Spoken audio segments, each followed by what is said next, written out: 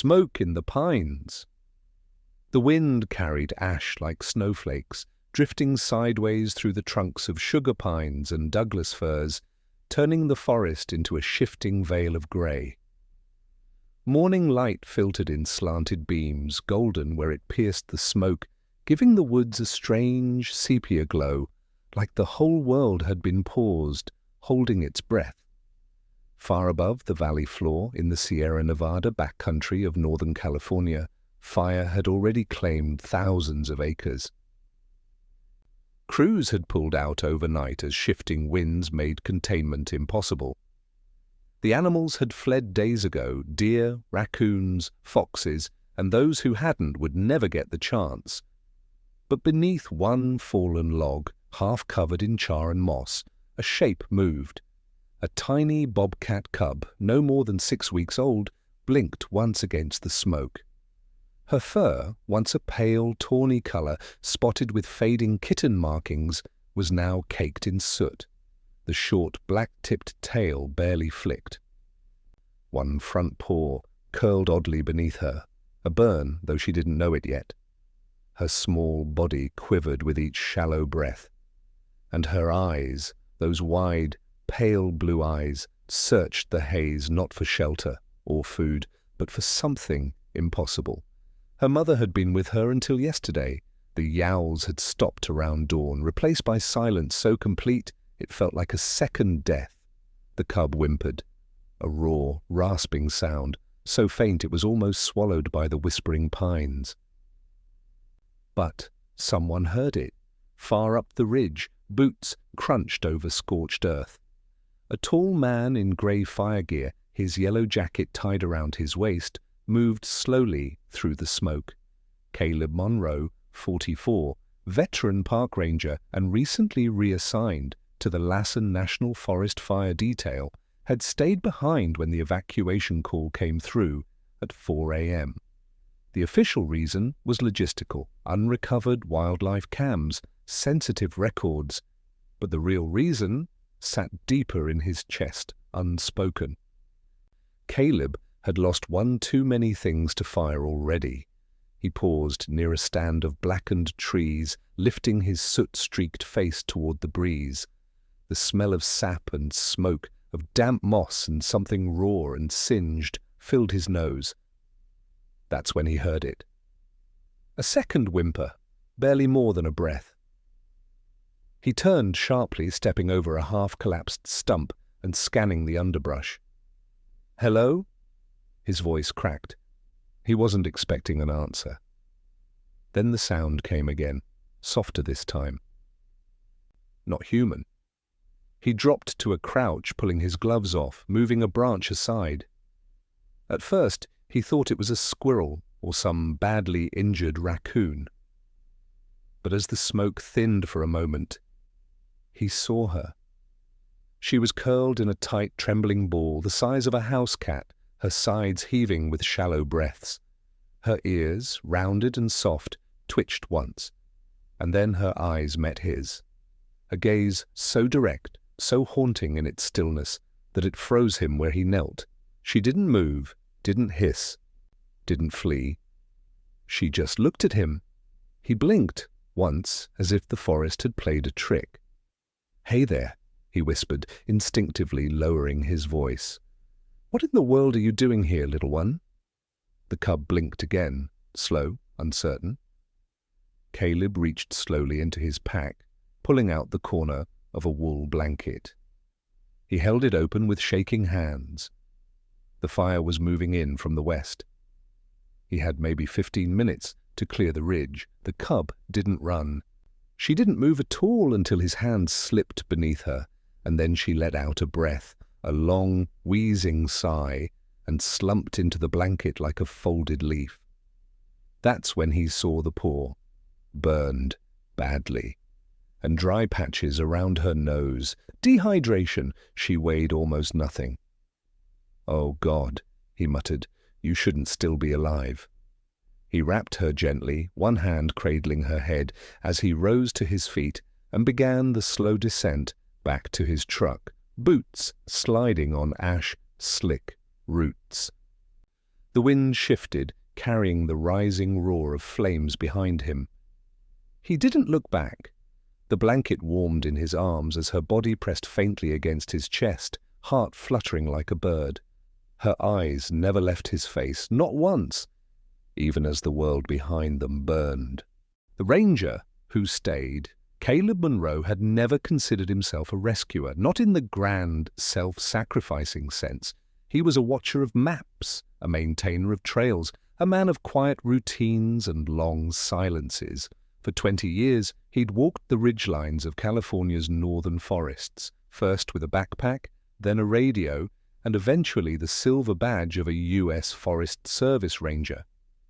But something had changed after the Klamath fire 2 years ago, the one that had taken his outpost cabin, half his gear, and his senior field partner, Randy Myers. The guilt never quite left, not even when the officials said there was nothing he could have done. Caleb had been off duty that day. Randy hadn't. Simple as that. Only it wasn't. Since then he stayed longer in the backcountry, extended his rotations, took the shifts others declined. He told himself it was duty, but in truth part of him kept waiting to pay something back, even if he didn't know to whom. That's why, when the evacuation order buzzed over the emergency channel at 4:03 a.m., Caleb had quietly turned off the radio and kept walking. And now, nestled against his chest in a threadbare blanket, was a trembling life no bigger than a loaf of bread. The bobcat cub hadn't moved much since he lifted her from the log hollow. Her breath hitched sometimes, her tiny ribs fluttering unevenly beneath the singed fur. But her eyes still found his when he glanced down, tired, confused, but impossibly steady. By the time he reached his Forest Service-issued pickup at the base camp, long since abandoned, Caleb's shirt was damp with sweat and soot. He eased open the passenger door and placed the cub, still swaddled, into a foam-lined crate normally used for transporting small gear. Then he turned the engine over and pointed the truck downhill toward the only road that wasn't yet blocked. 15 miles later, he pulled into a gravel drive barely visible behind a stand of oaks. His cabin sat in the shadow of the hills, an old ranger's residence-turned-retirement project he'd never quite finished. 2 rooms, a sloped roof, and a screened-in porch that faced the trees. Inside it smelled faintly of cedar, coffee grounds, and damp wool. Caleb carried the crate into the kitchen and laid it beside the stove, where a dying ember still warmed the air. He found an old towel and a shallow dish, filled it with bottled water, and placed it within Paw's reach. The cub didn't respond. He sat cross-legged on the floor beside her, elbows on his knees, eyes fixed on her still body. "You gonna make me talk to you, huh?" The cub twitched, one ear, nothing more. "I haven't had company in a long time," he added softly. "Not the kind that needs anything from me." He watched her chest rise, fall. Her tail, barely longer than a handspan, flicked weakly beneath the blanket. He stayed there for an hour. When the cub finally stirred, it was not a movement of trust but of pain. She whimpered, shifting onto her side, and her burnt paw caught the edge of the crate. Caleb flinched instinctively, then leaned closer, heart thudding. He spoke quietly, steadily. "Easy, don't rush it." She stared at him with glassy, frightened eyes, and he felt it again, that gaze. It was not pleading, not quite. It was searching, measuring. Caleb rose and fetched a small ceramic mug. He warmed goat milk with a bit of water and set it beside her. The smell soft and inviting. She sniffed, but turned her head away. He sighed. "Yeah, that's what I figured." The next 3 hours passed in slow pulses. Caleb rotated between checking road closures on his phone, signal weak and flickering, and sitting beside the crate, coaxing, watching, waiting. Twice he tried a syringe with electrolyte water. Both times she spat it out with a weak snarl, too tired to truly resist, too wild to surrender. By sundown, the fires had reached the northern ridge. The air smelled of burning pine sap and panic. Caleb lit the propane lamp, casting amber light across the kitchen, and sat again beside the crate. He spoke in murmurs now, not soothing, not stories, just facts. His middle name was Andrew. He hated instant coffee, but drank it anyway. He once saw a mountain lion cross a ridge at dawn and never forgot the sound of its breath in the cold air. The cub didn't move. "I'm not good at this," he admitted to the quiet room. He leaned back against the wall, fingers curled over his knees. Outside, the wind had picked up again, sending branches tapping against the windows like restless fingers. A soft sound made him freeze. Not from the wind, from the crate. The cub had lifted her head, not much, just enough. Her nose twitched toward the milk dish. She didn't drink, but her eyes were open, watching him. Not wild anymore, not tame either, just present. Caleb leaned forward, keeping his movements slow. "Yeah," he whispered. "That's right." He reached out, not to touch, just to be near. The cub blinked, slowly, once. And Caleb, who had not cried since Randy's funeral, felt something tighten deep in his chest. He had no plan, no permits, no training in feline care, but something about that gaze had anchored him to the floor, to the moment. He wasn't leaving, not this time. Limp and ashen. The first night was the worst. Caleb barely slept. He kept one ear tuned to the crate beside the stove, listening for movement that rarely came. Once or twice, the bobcat cub gave a soft, almost inaudible wheeze, the sound of breath pushing through smoke-scorched lungs, but mostly there was silence. At 2 a.m., the power flickered out for good. He lit a second propane lamp and moved it near the floor to keep the area warm, checking again that the cub was tucked in the blanket. Her small head lay limp on her front leg, eyes half-lidded, lips parted slightly, breathing slow and fragile. When the sun rose, pale and pink through the smoke-streaked sky, Caleb knelt to examine her injuries. Her left forepaw was swollen and discolored, the pads blackened and cracked. One eye crusted at the corner, and the fur along her flanks was thin from heat and stress. But it was the sheer stillness of her body that scared him most. She didn't flinch at his touch, didn't blink. Caleb had seen dying animals before, deer struck by cars, coyotes poisoned by careless humans.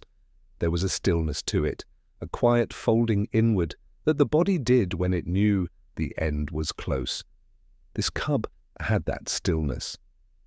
He lifted her gently into a box lined with flannel and sat her near the back window, where thin morning light filtered through the glass. Then he paced the cabin, rubbing the back of his neck, trying to remember everything he'd read, overheard, learned over the years about wildlife triage. Hydration first, always. He tried the syringe again, this time with a small amount of goat milk, diluted with unflavored Pedialyte. She resisted weakly, turning her head, but when the tip touched her lips, he felt, barely, a flicker of tongue. His breath caught. He tried again, another lick. Not much, but it was something. He didn't smile, not yet. But he sat there for the next hour, offering tiny drops at intervals, watching each swallow with the focus of a surgeon. By midday, the wind shifted again. Smoke thickened, sirens wailed far off down in the valley. Caleb stepped outside only long enough to place a dish of water for passing animals, deer, raccoons, anything that might stumble out of the trees looking for relief. He left apples too, though he knew it was a long shot. Back inside, the cub still hadn't moved from her curled position. She had stopped vocalizing entirely. Her breath was quieter now, almost imperceptible. He sat beside her, reading aloud from an old paperback left on the cabin shelf. Something about wolves in Alaska. His voice was rough, low, unsteady, but he kept reading even when he knew she couldn't understand. It filled the silence. That evening, she soiled the blanket. Caleb cleaned her with warm water and a soft cloth, careful not to startle her. Her skin was hot in some places, cold in others. Her tail barely twitched. He placed her back in the crate and watched as she drifted again into that too-still sleep. He leaned back against the cabinet, rubbing his face. "I don't think you're going to make it," he said softly. "But I want you to know you didn't die alone." His voice broke then, not loudly, not dramatically, just enough. And in that moment a single sound came from the crate, a chirp, high, cracked, but undeniably alive. Caleb froze. The cub's eyes were open again. She looked at him, not panicked, not wild, just looking. He lowered himself slowly, eye level with her. "Hey," he whispered. She blinked. Her breath hitched, then slowly her head turned, and she rested her muzzle against the blanket. It wasn't a leap, it wasn't even trust, but it was something closer than silence. Caleb exhaled, the air trembling in his lungs. "All right," he murmured. One more night, the power wouldn't return for 3 days. The road out of the forest would remain blocked for 6. But in that small kitchen, under a lamp that hissed with steady light, a wounded wild creature lay in a crate, wrapped in warmth and watching the man beside her. Neither of them knew what came next, but for the first time in 2 days, neither of them was alone. Ashes and milk. On the 3rd morning, rain came. Not enough to douse the wildfires still chewing through the highlands, but enough to quiet the ash in the air. It fell in soft, rhythmic pulses against the tin roof of the cabin, dripping from the eaves in gentle taps that mingled with the occasional creak of settling wood. Caleb had always loved the sound of rain, but that morning it brought with it a fragile sense of pause, as if the world was giving them both one breath, one quiet day, before anything else was asked of them. He sat at the kitchen table, rolling the ceramic mug between his palms. Across from him, on a folded bath towel beneath the window, the bobcat cub lay motionless but no longer lifeless, her eyes opened more often now, not always wide, but enough that Caleb could see thought moving behind them, slow, sleepy curiosity, flickering like a match in wind. He hadn't named her yet. It felt wrong, presumptuous. She wasn't his, not really, but in his head, he'd started calling her Ember.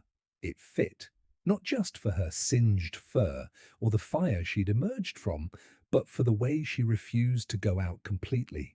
A glow still lived in her. Small, stubborn. He set down the mug and crouched beside her, gently sliding a new dish of warmed formula into reach. It was goat milk again, this time thickened slightly with egg yolk and kitten probiotic powder he'd found buried in a box of emergency animal supplies left by the previous ranger. He dipped a cloth tip in and touched it to her lips. She sniffed, turned her head, then after a long pause, she licked, just once. Caleb waited. Another lick, then another. His heart knocked once against his ribs. He didn't cheer, didn't speak, but his hand trembled slightly as he soaked the cloth again. She drank like that for 3 minutes, slowly, in small, unsure licks, before curling in again and resting her muzzle on her burned paw. Her breathing was stronger now, less shallow. He exhaled and sat back on his heels, wiping his hands on his pants. Outside, the rain picked up, washing soot from the trees. He cracked the window open just an inch, letting fresh air roll in. The smell of damp earth filled the kitchen, rich and green. For the first time since the fire, Caleb noticed how quiet everything had become. No helicopters, no sirens, just the tap of rain and the faint, rhythmic inhale and exhale of the small life beside him. The day passed gently. Every few hours he offered more formula. Ember accepted it each time, sometimes even nosing toward the cloth when he held it too far. She hadn't attempted to stand. Her burnt paw remained tender and curled under her, but the swelling had lessened slightly, and the raw edge of the wound was cleaner now after careful rinses. That evening, as the clouds broke briefly and a shard of sunset pierced through, Caleb sat on the floor beside her crate, sorting through an old wildlife field guide. He paused at the Bobcat entry, Lynx rufus, and read aloud, "Solitary and elusive. Range includes most of North America. Known for short tail, tufted ears, and distinctive facial ruffs." He glanced over at Ember. Her ears, still soft with kitten down, gave a half-hearted twitch. Den preference, hollow logs, brush piles, abandoned burrows. He set the book down, watching the glow catch in the sheen of her eyes. You had a den somewhere in those woods, before it burned. The thought stung more than he expected, that her world had once been wide, that it had shrunk to this blanket, this crate, and him. He reached toward her, then hesitated, but Ember didn't flinch. He let his fingers rest on the edge of the towel, not touching her, just near. She turned her head slightly, her nose twitching. Then, so slowly it might have been imagined, she inched closer, not quite touching but near. That night, he didn't put her back in the crate. He made a shallow nest beside the wood stove, tucked her in the folds of a sleeping bag, and slept on the floor nearby, one arm outstretched across the space between them. When he woke in the early grey of morning, she had moved. Only a few inches, but her side rested against the back of his hand. Warm, breathing, still here. The first blink. The fifth morning arrived gently like a hand placed lightly on the shoulder. Outside, fog clung low to the trees, softening the burnt edges of the landscape. The fires had moved on days ago, but their scent remained, wood smoke clinging to bark, to stone, to every inch of fabric in Caleb's cabin. It was the kind of smell that didn't just linger in the air, but soaked into memory. Caleb awoke on the floor again, lying on his side, one arm flung across a folded blanket where the bobcat cub, Ember, he'd started calling her silently, had slept through the night. She was still there, breathing faintly, tucked into the curve of his elbow, not touching him directly, not fully relaxed, but no longer pressed into a corner like something waiting to vanish. He dared not move. Light from the window slanted across the floorboards, catching in the downy fur along her spine, making her look more spirit than animal, half-formed, fragile, and fleeting. He watched her chest rise and fall, the movement steadier now. Just a few days ago, each breath had been a question. Now, at least, they carried tentative answers. She stirred. It was the smallest motion, one paw shifting, a soft exhale. Then her head turned, and for the first time in days her eyes opened fully. Not glassy, not empty, alert, blue-grey, rimmed with soot and fear and something else, curiosity maybe. Then slowly she blinked. Not the involuntary twitch of exhaustion or pain. A true blink, slow, deliberate, with a pause between the closing and opening, as if she were weighing what she saw. Caleb blinked back. The movement felt instinctual, like breathing. Another blink from her. Then she held his gaze. She didn't look away. It was enough to make the breath catch in his throat. Anyone who had ever spent time around animals, especially wild ones, understood that kind of blink. It wasn't submission. It wasn't affection. It was a fragile offering, a truce, a bridge placed over chasm-wide instincts, extended carefully and without expectation. A single, silent gesture. I see you. I'm still here. He didn't smile, not yet, but something in his chest loosened, like a knot slowly unwinding after years of quiet tension. The two of them stayed like that for several minutes. Neither moved. Finally, she shifted her front paw, the good one. It stretched forward slowly, as if it weighed more than it should, and came to rest near the edge of his sleeve. She didn't touch him, not quite, but the air between her paw and his arm warmed. It was enough. Caleb sat up slowly, careful not to break the moment. He rose to his knees, legs stiff from sleeping on hardwood, and made his way to the stove. He warmed a small batch of goat milk and added a bit of crushed raw chicken, soft and pink, stirring gently. When he turned, Ember was watching him. Her body was still. Her tail curled tightly around her side, but her ears were forward now and her nose twitched. He placed the shallow dish a few feet from her. She didn't move at first, just stared. Then, hesitant, unsteady, she pushed herself upright. It was the first time he'd seen her fully sit up. Her legs trembled slightly and her tail flicked once for balance, but she held her posture. Her ribs were visible, her flanks still thin, but she was upright. Ember took one step forward. Her injured paw curled and unused. Another step. Then she lowered her head and began to lap at the milk. Caleb knelt across from her, barely breathing. The soft sound of her tongue against the dish filled the cabin like music, rhythmic, quiet, alive. He swallowed hard and turned away briefly, blinking against the sting in his eyes. He wasn't a man prone to sentiment, hadn't cried since Randy died in the fire 2 years ago, but something about this simple, unceremonious act of survival undid him. She didn't need to love him, she didn't need to be tame, she only needed to live, and she was choosing to. Later that morning, he carried her outside for the first time. Not wrapped like before, but nestled lightly against his chest. She didn't fight him, didn't squirm. Her eyes stayed open, alert, but calm. They sat on the porch, the rocking chair creaking beneath him. Around them, the forest was quiet.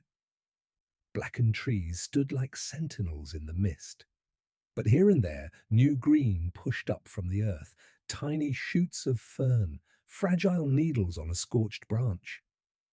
Ember shifted in his lap, tucked her head beneath his chin. He let her. His hands moved lightly over her side, not petting, just resting. She exhaled once, soft, content. "Okay," he murmured. "We can work with this?" They stayed like that until the sun rose higher, until the warmth of it touched their faces. Until the birds began to return. Cautious, tentative calls echoing through the smoke-soft forest. And somewhere in the quiet between heartbeats, Caleb knew. This was no longer a rescue. This was a beginning, mending in silence. The days that followed blurred together in a rhythm both fragile and sacred. Mornings began with the slow pouring of light through the eastern windows of the cabin, casting soft gold across the knotty pine floors. Caleb rose with the birds, though the birdsong was sparse now, tentative, as if even the jays were still remembering how to be themselves after the fire. Each morning, Ember stirred before him. She no longer curled deep into herself while she slept. Instead, she stretched on her side, limbs angled across the towel-lined nest he had fashioned beside the stove. Her breathing had grown stronger. Her coat, once stiff with ash, was cleaner now, brushed with new softness after days of gentle grooming with a damp cloth and Caleb's steady hands. He fed her 4 times a day, small, frequent meals of milk, supplemented with minced meat and a slowly growing list of soft, chewable things. Each feeding began the same way, Caleb, kneeling, offering the dish with open hands, never reaching until she initiated contact. and each time Ember took a little more. The burned paw had begun to heal, though it remained tucked protectively beneath her when she rested. Caleb had fashioned a sling to keep her from using it too early, nothing more than an old bandana cut and wrapped gently around her leg to reduce strain. She tolerated it with quiet patience. He said little during these moments. She didn't need words. Instead, the house filled with other kinds of language, the sound of milk warming on the stove, of a match being struck, of a breeze pushing lightly through the open windows. Sometimes, when the evenings cooled, Caleb would play the old radio, tuning it to a scratchy AM station that carried folk music down from the mountains. The crackle of static mixed with guitar strings in a way that felt both ancient and intimate. Ember listened too. She would tilt her head slightly, ears swiveling, eyes distant but not unfocused. Caleb liked to think the music reminded her of the forest before it burned, or maybe it just soothed her the way it soothed him. He had stopped questioning their bond. Whatever line was supposed to exist between man and wild animal had blurred quietly sometime between that first blink and the third night Ember climbed into his lap without prompting, curled there for hours, and fell asleep, with her head nestled beneath his chin. It wasn't dependency. Caleb saw that clearly. It was something more nuanced, an agreement forged not out of domestication, but recognition. She had chosen to stay. That realization struck him most one morning when he left the door open a little too long while bringing in a stack of firewood. Ember was sitting nearby, watching the outside world with narrowed eyes. The smell of damp pine and distant smoke drifted in. Caleb saw her body tense, saw her ears lift. Then she stood. For a moment, his breath caught in his throat. If she bolted now, if she ran into the half-burned forest, but she didn't. She stepped to the threshold, paused, and looked back at him, her expression unreadable, her gaze familiar.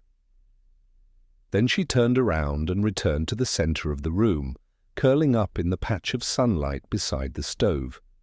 Caleb let out the breath he hadn't realized he was holding. That night, he gave her a name out loud for the first time. It happened as they sat on the porch, watching the sky shift from pale indigo to soft velvet black. "You're not Ash anymore," he said quietly, his voice almost carried off by the breeze. "You're Ember." She didn't react, but she was listening. He knew. "You didn't burn up. You stayed." The stars emerged one by one. Caleb reached for his thermos, warm broth, his dinner. He didn't always eat much these days, but tonight something in him felt steadier, less frayed. He took a sip, then held the cap out toward her. She sniffed it, then looked at him. He laughed, soft, surprised.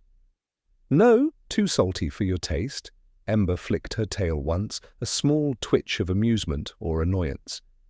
It didn't matter. The gesture held the spark of personality, and it filled Caleb with a quiet joy he didn't know how to name. Their life had become something delicate, sacred, but not forever. He knew that too. Every day she grew stronger, bolder. Her muscles tightened beneath her coat. Her play became more agile, mock pounces on rolled socks, quick darts at moths near the lantern. She would not stay a cub much longer. And when that time came, Caleb let the thought trail off, unfinished. Not yet. Not tonight. He leaned back in the chair, watching her as she groomed her chest with long, deliberate licks. The fireflies had come out now, bobbing lazily through the shadows beyond the porch. A moment later, Ember climbed into his lap. She was heavier than before, more solid, but she still fit. Her head found its way beneath his chin again. Her breath was warm on his chest. Caleb closed his eyes, one hand resting lightly against her back, feeling the steady beat of her heart against his palm. And for the first time since the fire, he didn't dream of loss. He dreamed of green returning to the trees, of eyes blinking in trust, of silence filled with presence, and of a world not yet beyond mending. What cannot be? Caged, by the time the moon rose full and heavy over the forest again, Ember had outgrown the nest beside the stove. She no longer slept through the nights. Sometimes Caleb would hear her in the dark, padding silently from one end of the cabin to the other, her claws clicking softly on wood. Once he found her on the windowsill just before dawn, watching the first light gild the tops of the trees. Her silhouette, long-legged now, was not that of a kitten, but of something wild preparing to stretch its limbs. She was changing. Caleb felt it in the way she moved, in the quiet calculation in her eyes. Her body had filled out, lean muscle, shaping beneath fur that had grown sleek and thick. The ash-burnt patches had faded entirely, replaced with a soft, tawny gold dusted with faint black spots. Her short, black-tipped tail no longer curled beneath her in fear. It flicked in irritation when a fly buzzed too close, or stilled with uncanny precision when she stalked his boots like prey. One morning she climbed the bookcase, not by accident, not in play. She perched on top, watching him brew coffee, completely still except for her eyes, which followed his every move with the eerie focus of a predator. That was the day Caleb knew he couldn't keep her. It wasn't a sudden thought. It had been whispering at the edges of his mind for weeks. But something about seeing her up there, balanced and sharp and utterly untouchable, cut through the comfort they'd built together. She wasn't a pet. She wasn't even his companion. She was a bobcat, lynx Rufus, and she was waking up to what that meant. Still the next morning, when she curled up beside him on the porch, her head resting on his thigh, he didn't push her away. Instead, he let the silence settle around them like a blanket, watching the forest slowly knit itself back together beyond the smoke line. "Ember," he murmured, stroking the ridge of fur behind her ears. "We're running out of borrowed time." She blinked at him slowly, her pupils long and soft in the morning light. Then she looked away, not in rejection, but as if to say, "I know." He made the call that afternoon. The local wildlife center was understaffed and overwhelmed, still dealing with post-fire rescue operations, but they remembered Caleb. More than that, they trusted him. When he explained the situation, the woman on the line, a biologist named Alyssa Tran, listened without interrupting. "You're saying she's bonded but not imprinted?" she asked.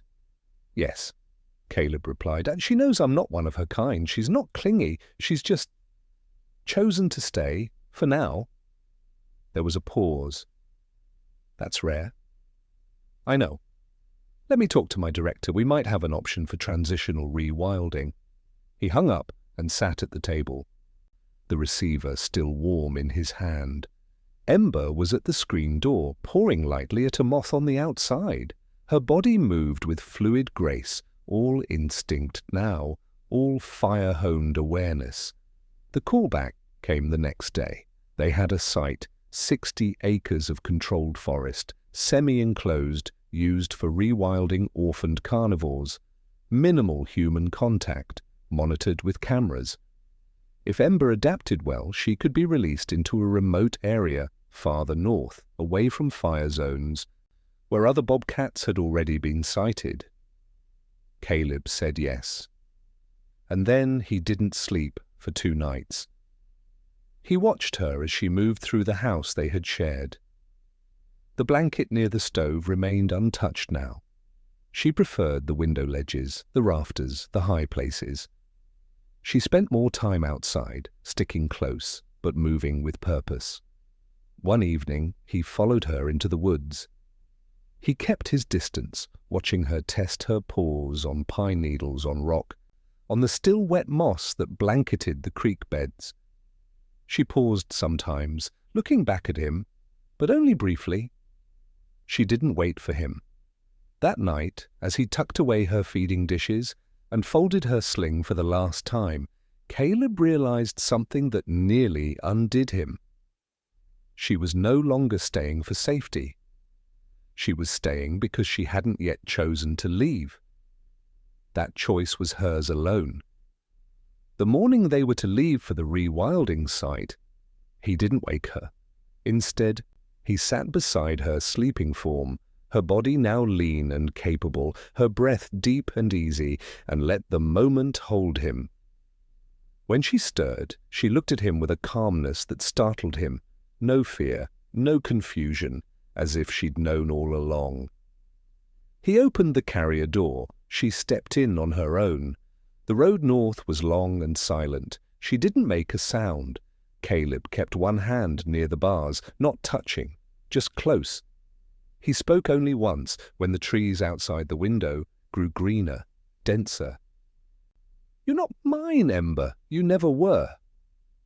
And somewhere in that hush of wheels on pavement and wind in the trees, her eyes met his through the wire gate. She blinked. Not goodbye, just a pause between what had been and what was about to begin. The smoke returns. 3 weeks after Ember was released into the transitional rewilding site, the fire maps lit up again. It started small, a lightning strike in the foothills, barely more than an acre lost. But the wind shifted, and the dry summer carried the flames up into the northern ridges, licking at the edge of the containment lines that bordered the very preserve where Ember had been moved. Caleb got the call late at night. He recognized Alyssa's voice immediately, tight with urgency. "We've had to pull the other animals," she said. "The fire's not directly inside the enclosure yet, but we're losing control of the southern perimeter. And Ember's gone." Caleb sat forward, heart beginning to race. Gone. She broke through a damaged section of perimeter fencing. The field cameras caught it. No signs of panic. She didn't run. She slipped out just before the smoke hit the southern field. "We don't know how long she'd been planning it." "She knew," Caleb said quietly. "Maybe," Alyssa replied, softer now. "We're scanning the forest, running thermal drones where it's safe. But we wanted you to know. I thought you might." "I'm coming," Caleb said. "Caleb, I'm already packing." He drove north without stopping, the highway rolling beneath his tires like a fever dream. Fire maps buzzed through emergency updates on his dashboard console. He passed crews, staging near the ridge. The sky grew darker as he climbed, orange with reflected flame and thick with haze. By dawn, he reached the outer line of the preserve. The land around it was scorched, but intact. Patches of untouched trees still stood like watchful figures in the smoke. The rangers didn't question his presence. Word of Ember's case had spread quietly among the fire crew and the wildlife teams. Caleb had become something of a whispered legend, the ranger who raised the cub. He walked the perimeter with a borrowed thermal scanner and Ember's last known GPS tag coordinates printed on paper in his jacket. They had no current data. Her collar had stopped transmitting the day before. Maybe it had failed, or maybe she had slipped it. The forest was ghostly under the smoke, quiet but not empty. Caleb knew how to read signs, paw prints, scat, disturbed underbrush. He found faint tracks near a dry creek bed, no more than a day old. He followed them. He didn't call out. She wouldn't come to a name, not now. What he counted on instead was something older than commands, older than speech, memory. By midday, the wind changed. The smoke thickened and ash began to fall again like dirty snow. Caleb pulled a bandana over his face, pressed forward through the dim. Then he heard it.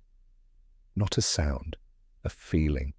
The The hairs on the back of his neck rose. He turned slowly, his eyes scanning the trees. And there, barely visible through the gauze of haze, stood a silhouette. Low to the ground, still, watching him, he froze. His pulse thundered. "Ember!" he whispered, the word nearly lost in the wind. The shape didn't move. He crouched slowly, lowering himself without threat, hands open on his knees. A gust of wind blew sideways, thinning the smoke just enough for him to see her. It was Ember. Thinner, dustier, her coat streaked with soot, but unmistakably her. Her ears perked, tail low but not tucked, her body held in that tense, evaluating posture he had seen 100 times. Predator. Survivor. His throat tightened. She didn't run. Instead, she took one slow step forward, then another. Their eyes met through the rising ash. No blink this time. Just presence. Caleb stayed perfectly still. When she was 10 feet away, she paused again, tilted her head, the same gesture she had made the first time he fed her. Caleb swallowed. "I shouldn't be here," he said softly. "But neither should you." Ember looked toward the smoke curling over the ridge, then back at him. She took one more step, closing the gap to just a few feet. Then she did something he hadn't expected. She sat. Right there, in the middle of the ash-covered earth, she sat and looked at him with a gaze so calm, so steady, it rooted him to the ground. She was not afraid. She was waiting. For what? He didn't know. The smoke thickened again, and he heard a radio crackle in the distance.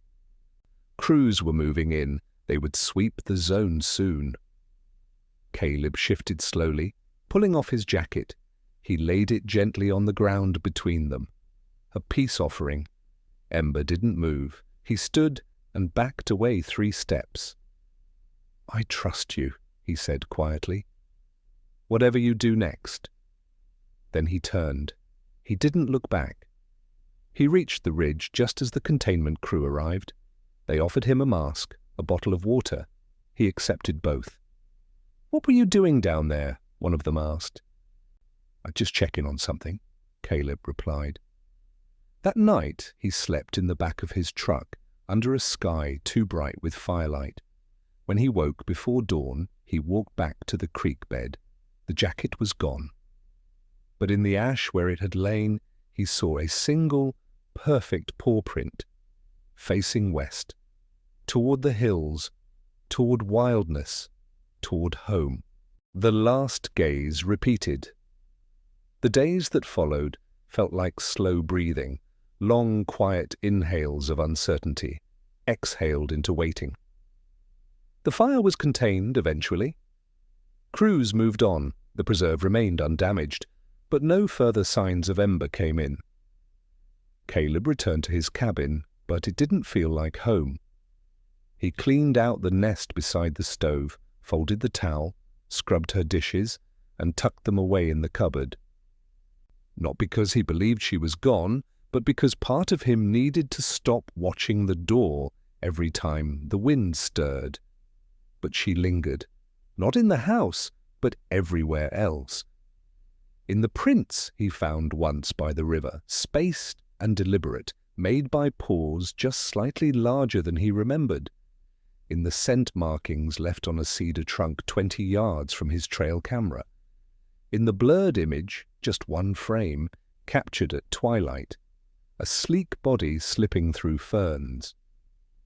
Eyes reflecting the light, head turned slightly toward the lens, a flash of a short tail, then gone. He didn't tell anyone, not right away. He wasn't sure they'd believe him, or worse, that they would try to find her. But he knew. She was near, and she was watching. One morning, just over a month after the fire had faded to memory, Caleb was patching the fencing on the south edge of his property when a sound froze him in place. Not rustling, not snapping branches. It was silence, particular and exact. He turned slowly. She stood 20 feet away, not hidden, not hurrying, just standing there, half in shadow, half lit by morning gold.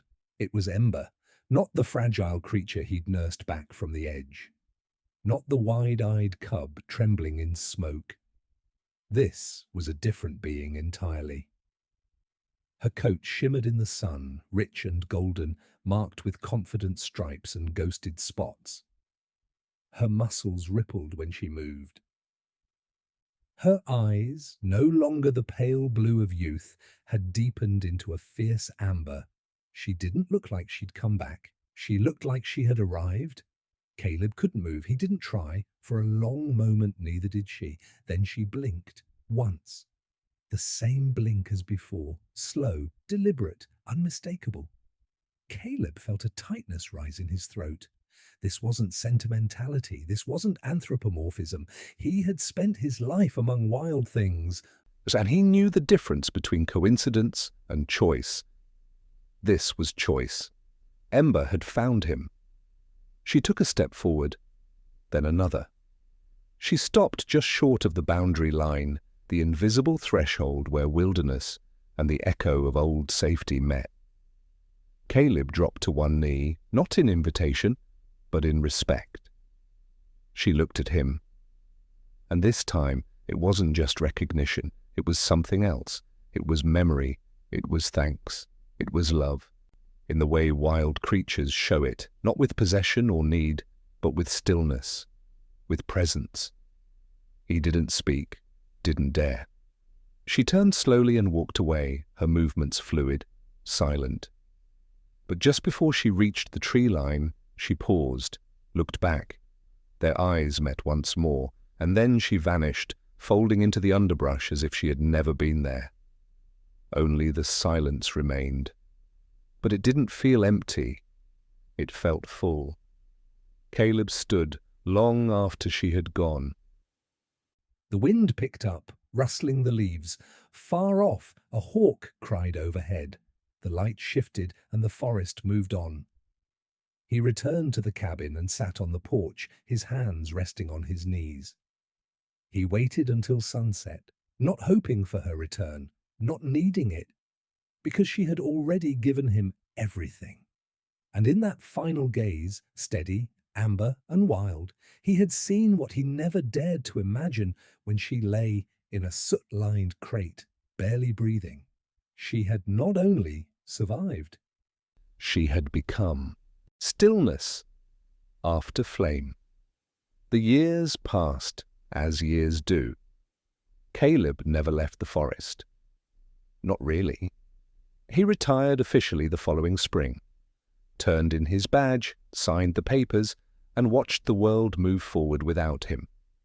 The younger rangers took his place on the fire lines and trail patrols. They brought energy, technology, new methods. He let them. The land would teach them what it needed, just as it had taught him. He stayed in the cabin, mending it slowly. New shingles, reinforced window frames, a screened porch rebuilt with stronger beams. He planted deergrass near the back edge, native shrubs for ground cover, and built a new fence with wide gaps, enough to keep his peace of mind, but open enough that any four-legged visitor could slip through if they wished. He didn't wait for her. He didn't need to. Ember came and went as wild things do. Sometimes weeks would pass with no sign, and then a single track would appear in the frost beneath the trees. Once, in early autumn, he found a rabbit carcass left near the garden edge, not torn, not scavenged, just placed. Another time, on the first snow of December, he looked out and saw her curled beneath the juniper, her body tucked against the wind, her eyes closed in perfect peace. He watched until dusk, and when he stepped outside to speak softly into the dark, she was already gone. He never tried to follow. She was not his to keep. But in every glimpse, in every still moment when their eyes met through the trees or across the bend of a trail, Caleb felt the truth settle deeper in his bones. He had not rescued her.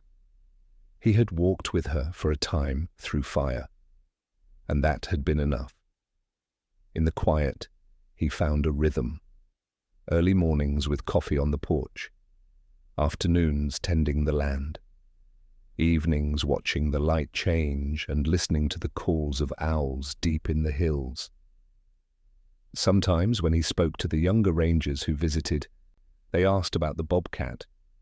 The story had circled half in myth, half in report. Some believed it. Some thought it embellished. Caleb never corrected them. He would smile, lean back in his chair and say, "There are things you don't measure by data, only by presence." They rarely asked twice, and on nights when the wind rose just right, carrying the scent of pine and memory, Caleb would sit by the fire, one hand resting on his knee, and remember the moment in the smoke, the first time he saw her, barely more than breath and bone, blinking at him through the ash. That gaze had stayed with him. It had opened something inside him that no closure ever could. And it reminded him always that healing was not about forgetting. It was about remembering, gently, fully, and with love. So when the forest exhaled each spring, and the wildflowers pushed through blackened soil, Caleb would smile. Because something beautiful had once been born in fire, and it had not only survived, it had returned. If this story moved you, consider joining our quiet little corner of the world by subscribing to Paw Prints and Stories. Here, we believe in presence, in wild things, and in the gentle miracles that unfold when we choose to stay.